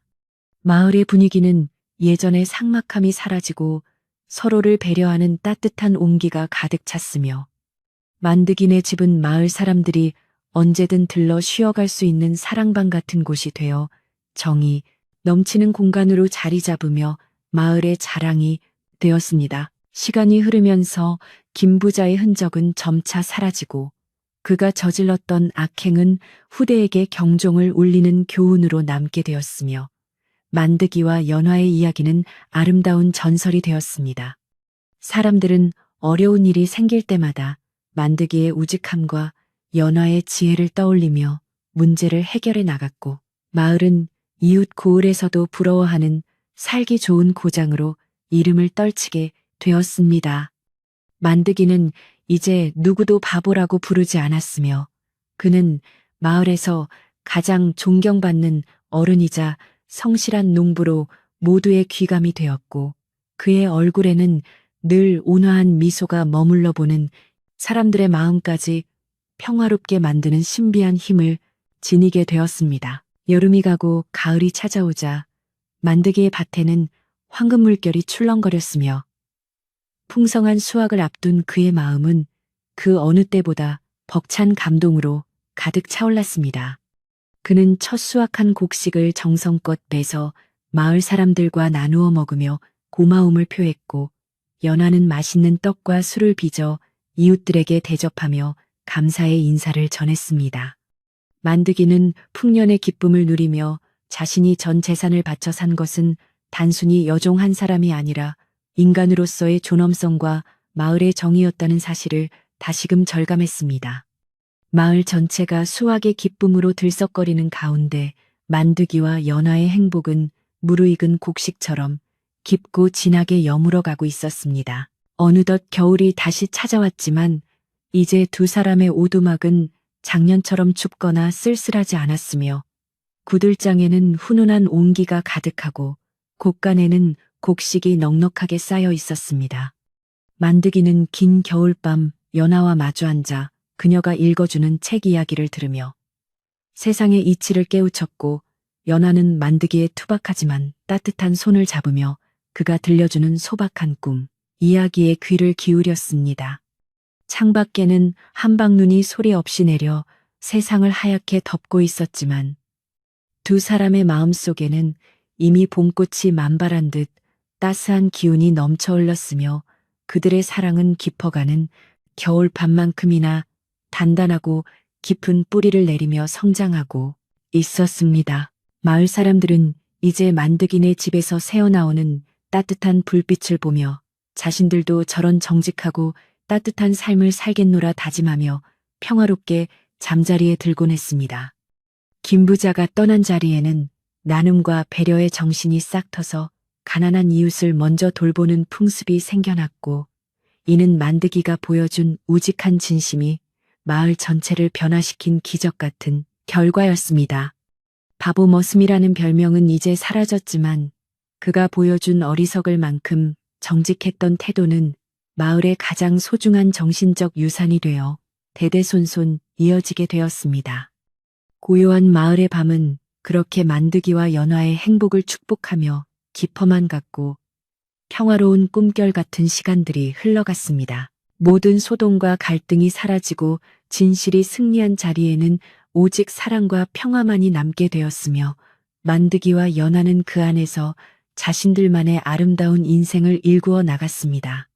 고난은 그들을 더욱 강하게 만들었고 시련은 그들의 사랑을 더욱 빛나게 했으며 마을 사람들은 이들을 보며 진정한 행복이 무엇인지 깨닫게 되었습니다. 이야기는 이제 마지막 결말을 향해 달려가고 있었지만 그들이 일궈낸 희망의 불씨는 영원히 꺼지지 않고 마을 사람들의 가슴 속에 살아 숨쉬며 밝은 빛을 발하고 있었습니다. 만드기는 깊은 잠에 들기 전 연화의 손을 꼭 잡고 내일은 오늘보다 더 행복할 것이라 속삭이며 평온한 미소를 지었습니다. 산들산들 불어오는 봄바람이 마을 곳곳을 어루만지며 겨우내 얼어붙었던 땅을 녹이자 담장 너머로 노란 산수유꽃이 고개를 내밀며 새 생명의 시작을 알렸습니다. 만드기와 연화의 집 마당에는 파릇파릇한 새싹들이 돋아나고 정갈하게 닦인 장독대 위로 따스한 햇살이 내려앉아 평화로운 풍경을 자아냈습니다. 마을 사람들은 이제 아침마다 만드기의 집 앞을 지나며 안녕들 하신가 하고 반갑게 인사를 건넸으며 예전의 비웃음은 온데간데 없이 사라지고 그 자리에는 깊은 존경과 정겨운 이웃사촌의 정만이 가득 차올랐습니다. 만드기는 마당 한 구석에서 가래질을 멈추고 웃으며 덕분에 아주 편안한 밤을 보냈습니다. 라고 답하며 넉넉한 인심을 나누었습니다. 만드기는 사또가 내어준 옥토에 나가 씨앗을 뿌리며 구슬땀을 흘렸지만 그의 얼굴에는 힘든 기색 대신 세상을 다 얻은 듯한 성취감과 기쁨이 가득하게 머물러 있었습니다. 연화는 밭두렁에 앉아 그가 일하는 모습을 지켜보며 시원한 보리차를 건넸고 두 사람의 시선이 마주칠 때마다 말로 다할 수 없는 깊은 신뢰와 사랑이 오갔습니다. 여보, 이제 우리에게도 이렇게 좋은 땅이 생겼으니 올가을에는 마을 사람들과 함께 큰 잔치를 벌여도 부족함이 없겠어요. 라고 연화가 말하자 만드기는 크게 고개를 끄덕였습니다. 그는 자신이 10년 동안 모았던 그 돈이 비로소 황금보다 귀한 결실로 돌아왔음을 느끼며 흙을 어루만지는 손길에 정성을 더했습니다. 마을의 아이들은 학교가 끝날 때쯤이면 어김없이 만드기네 집으로 모여들어 연화로부터 글을 배우고 세상을 살아가는 올바른 도리에 대해 귀한 가르침을 전해 듣곤 했습니다. 연화는 아이들에게 단순히 글자만을 가르치는 것이 아니라 남을 배려하고 진실을 지키는 마음이 얼마나 소중한지를 다정한 목소리로 조목조목 일러주었습니다. 선생님, 저도 만드기 아저씨처럼 정직하고 용감한 사람이 되고 싶어요. 라고 한 아이가 말하자 연화는 흐뭇한 미소를 지으며 그래. 마음이 부유한 사람이 진짜 부자란다라며 아이의 머리를 쓰다듬어 주었습니다. 마을의 미래인 아이들이 이곳에서 꿈을 키워가는 모습은 마을 어른들에게도 큰 위안이자 자랑거리가 되어 마을 전체가 활기차게 변했습니다. 점심 무렵이 되자 주막집 할머니가 갓 쪄낸 따끈한 떡을 광주리에 담아 만드기네 집을 방문하여 지난날의 소동을 추억하며 두 사람의 행복을 진심으로 빌어주었습니다. 할머니는 만드기의 손을 꼭 잡으며 자네가 처음 그 큰 돈을 내놓았을 때 내가 바보라고 속으로 욕했던 게 미안해서 잠이 안 왔다네라고 농담 섞인 사과를 건넸습니다. 만드기는 허허 웃으며 할머니, 그때 할머니의 조언이 아니었다면 제가 어찌 그 무서운 김부자를 상대했겠습니까? 라고 감사를 표하며 따뜻한 정을 나누었습니다. 할머니는 연화의 손도 잡으며 자네 같은 복덩이가 우리 마을에 들어와서 정말 다행이라며 눈시울을 붉혔고 세 사람은 마당 평상에 앉아 도란도란 이야기를 나누며 행복한 시간을 보냈습니다. 박진사는 이제 만드기의 밭을 지날 때면 말에서 내려 직접 인사를 건넬 정도로 그를 예우했으며 자신의 곳간에서 좋은 씨앗을 골라 만드기에게 선물하며 화해의 손길을 내밀었습니다. 만드기 자네, 지난번 내가 자네의 진심을 몰라보고 했던 무례한 말들을 부디 너그럽게 용서해주게 나라고 박진사가 진심 어린 목소리로 말하자 만드기는 정중하게 고개를 숙였습니다. 진사님, 저 같은 머슴을 이토록 아껴주시니 그저 감사할 따름입니다. 앞으로도 마을을 위해 힘을 보태겠습니다라고 만드기는 겸손하게 답했습니다. 이렇게 마을의 권위자였던 이들도 만드기의 인품에 감복하여 스스로 고개를 숙이게 되었고 마을은 계급의 벽을 넘어 서로를 존중하는 아름다운 공동체로 거듭나게 되었습니다.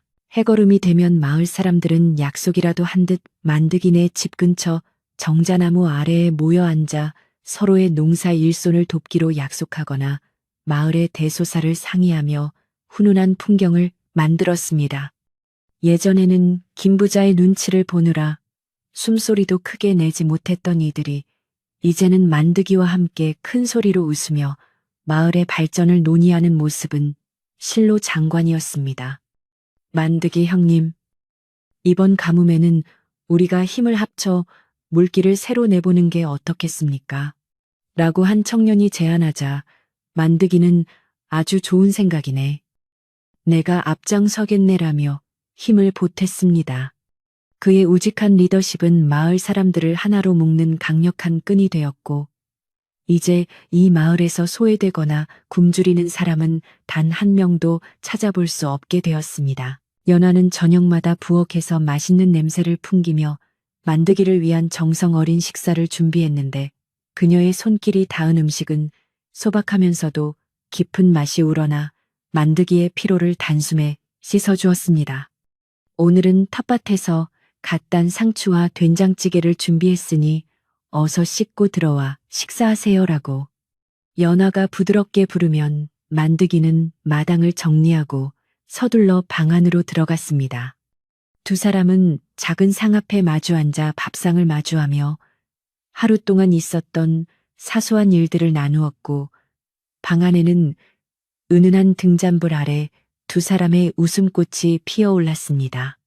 비록 비단 옷은 아니었지만 서로를 향한 따뜻한 눈빛만으로도 방 안은 그 어떤 궁궐보다 화사하고 풍요로운 기운이 가득하게 채워지고 있었습니다.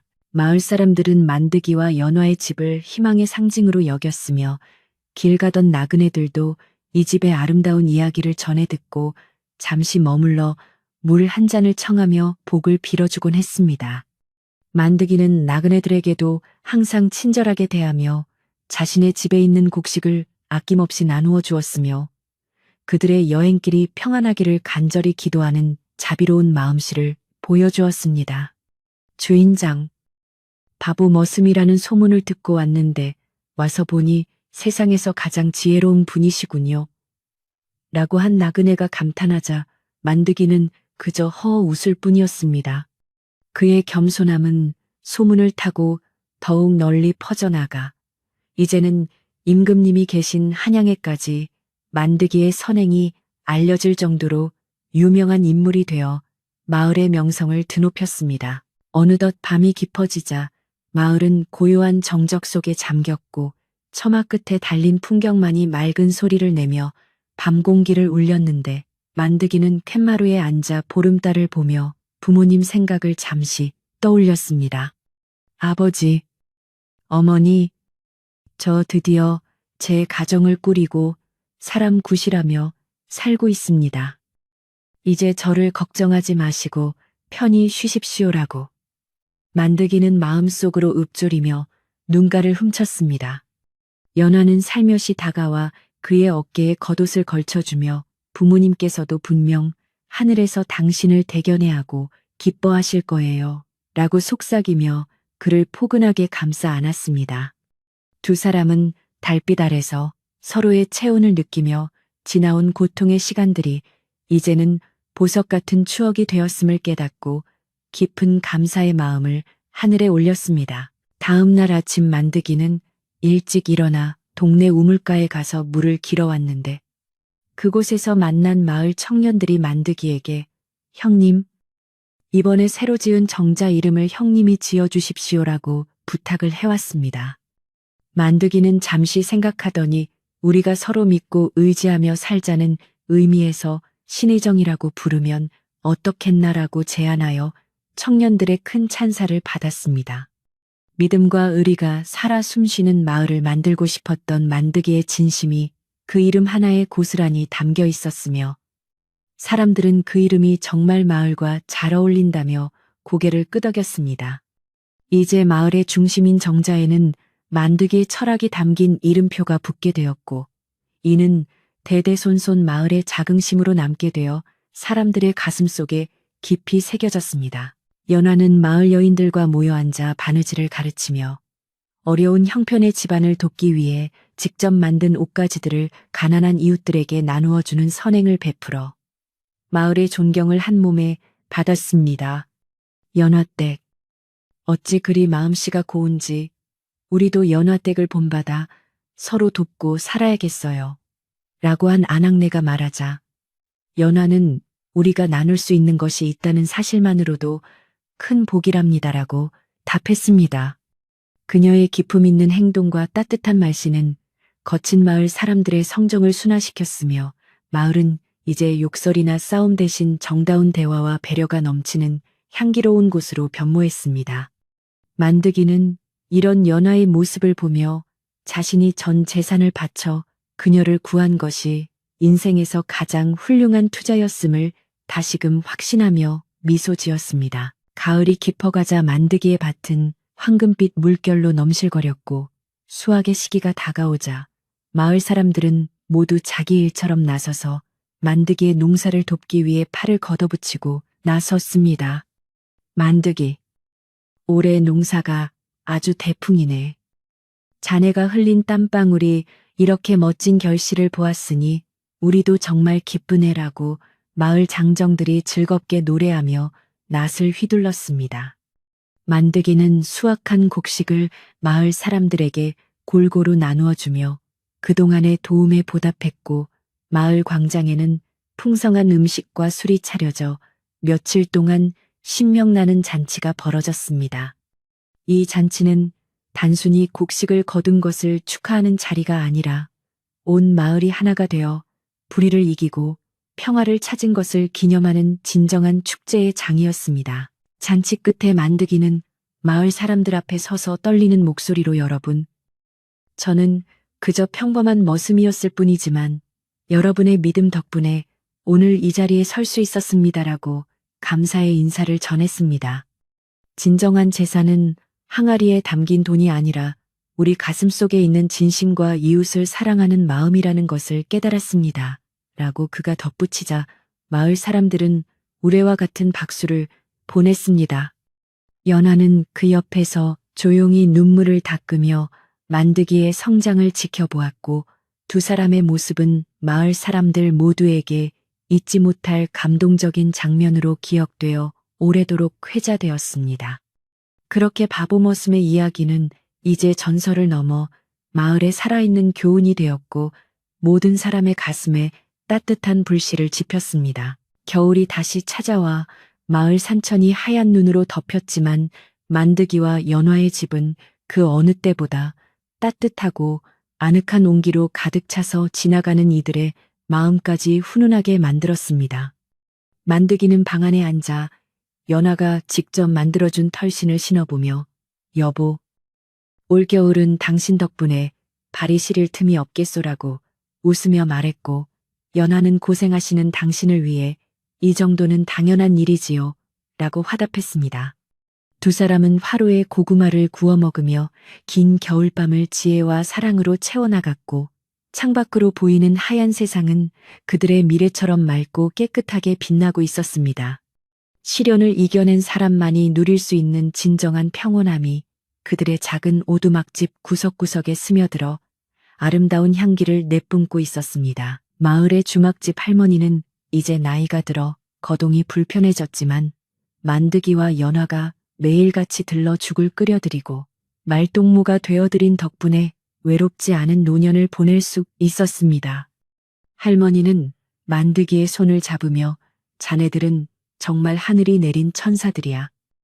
내가 죽어도 자네들의 행복은 꼭 하늘에서 지켜보겠네라며 축복의 말을 잊지 않았습니다. 만드기는 할머니, 그런 말씀 마시고 오래오래 사셔서 저희가 효도하는 걸 더 보셔야지요. 라고 다정하게 말하며 노인의 주름진 손을 따뜻하게 비벼주었습니다. 이들의 효심과 선행은 마을의 또 다른 귀감이 되어 부모를 공경하고 노인을 우대하는 풍습이 마을에 깊이 뿌리내리는 결정적인 계기가 되었습니다. 연화는 틈틈이 자신의 가문에서 내려오던 비법으로 마을 사람들을 위한 상비약을 만들어 나누어 주었는데 이 약은 신기하게도 사람들의 병을 잘 고쳐주어 그녀는 마을의 명의로도 불리게 되었습니다. 연화댁이 준 약을 먹으니 씻은 듯이 나았어요. 정말 대단한 솜씨예요. 라고 마을 사람들이 칭송하자 연화는 마음이 편안해야 병도 빨리 낫는 법이라며 겸손하게 웃어 보였습니다. 그녀는 자신의 지식과 지혜를 오로지 남을 돕는 데 사용했으며 만드기는 그런 그녀를 보필하며 마을의 비은 일을 도맡아 처리하는 든든한 일꾼으로 활약했습니다. 두 사람의 조화로운 삶은 마을을 더욱 건강하고 풍요롭게 만들었으며 사람들은 이들을 보며 인간이 가질 수 있는 가장 고귀한 가치가 무엇인지 매일매일 배우며 살아갔습니다. 세월이 흘러도 만드기의 성실함은 변함이 없었으며 그는 여전히 아침 일찍 일어나 마을 길을 청소하고 공공기물을 수선하며 마을을 위해 묵묵히 헌신하는 모습을 보여주었습니다. 마을 사람들은 이제 만드기를 바보라고 부르는 대신 우리 마을의 어른 또는 지혜로운 만드기님이라고 부르며 존경과 예우를 다해 대우했습니다. 만드기는 이런 변화에도 우쭐대지 않고 예전과 다름없이 예의 바르고 겸손한 자세를 유지하며 모든 사람을 평등하게 대하여 더욱 큰 사랑을 받았습니다. 그는 자신이 가진 것이 많아질수록 나누어야 할 것도 많아진다는 사실을 실천하며 살았고 그의 인생은 많은 이들에게 진정한 성공의 기준이 무엇인지를 몸소 보여주는 살아있는 증거가 되었습니다. 이제 이야기는 끝을 향해 가고 있지만 만드기와 연화가 남긴 사랑의 향기는 마을 구석구석에 여전히 남아 사람들의 가슴을 따뜻하게 적셔주고 있으며 그들의 이야기는 영원히 사라지지 않을 것입니다.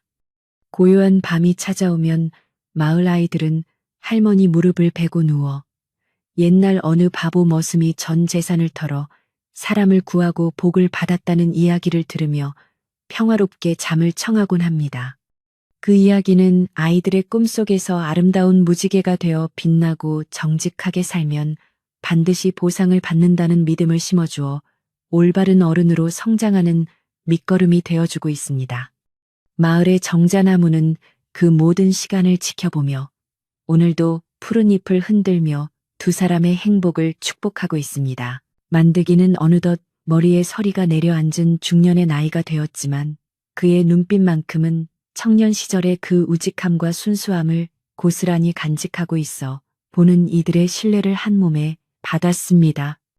연하 또한 세월의 흔적이 묻어났지만 그녀의 기품과 지혜로운 미소는 더욱 깊어져 마을 여인들의 영원한 스승이자 어머니 같은 존재로 자리매김했습니다.